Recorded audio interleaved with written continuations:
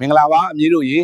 ဒီနေ့အဖိုးကတုတ်တော်ရွာရဲ့အရသာစစ်စစ်ကြက်တောက်ဆန်းရခိုင်ချက်ချက်ပြမယ်ဒါကတော့အဓိကလိုအပ်တဲ့ပစ္စည်းတွေပေါ့ transcription ပထမဆုံးကြက်သားကိုရေစင်စင်ဆေးပြီးအတုံးသေးသေးလေးတွေတုံးရမယ်ဒါမှအရသာမြန်မြန်ဝင်ပြီးချက်ရတာလွယ်မှာအခုတောက်ဆန်း spice paste လုပ်မယ်ငရုတ်သီးကြက်သွန်ဖြူနဲ့ဂျင်းကိုညက်နေအောင်ထောင်းပါဒါကဟင်းရဲ့အသက်ပဲစပားလင်ကိုဓာပြားရိုက်ပြီးရင်နန်နန်ပင်နဲ့ရှမ်းနန်နန် Rakin herbs ကိုလည်းအကြမ်းပြင်းလှီးထားရမယ်။မီးအေးအေးနဲ့အိုးပူလာရင်ထောင်းထားတဲ့အနှစ်တွေကိုစီမပါပဲ dry fry အရင်လုံးပေးပါ။အနက်မွှေးလာတဲ့အထိ။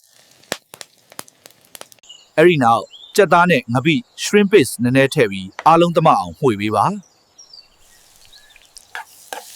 စပားလင်နဲ့ပြင်ဆင်ထားတဲ့ဟင်းခတ်အမွှေးကြိုင်တွေကိုထည့်ပြီးထပ်လုံးပါ။ပြီးရင်ကြက်သားမြုပ်ုံရေထက်အိုးပုံပြီးမီးအေးအေးနဲ့တည်ထားရမယ်အခုတော့ဟင်းအိုးကိုဖုံးပြီးမီးအေးအေးနဲ့တည်ထားမယ်ကြက်သားလေးတွေနူးဤပြီးအရသာစိတ်ဝင်သွားတဲ့အထိစောင့်ရမယ်ကဲအဖိုးရဲ့ကြက်တောက်ဆန်းရခိုင်ချက်ရပါပြီတအားမှုေးပြီးစားလို့ကောင်းတယ်အိမ်မှာလဲစမ်းချက်ကြည့်ကြအောင်နော်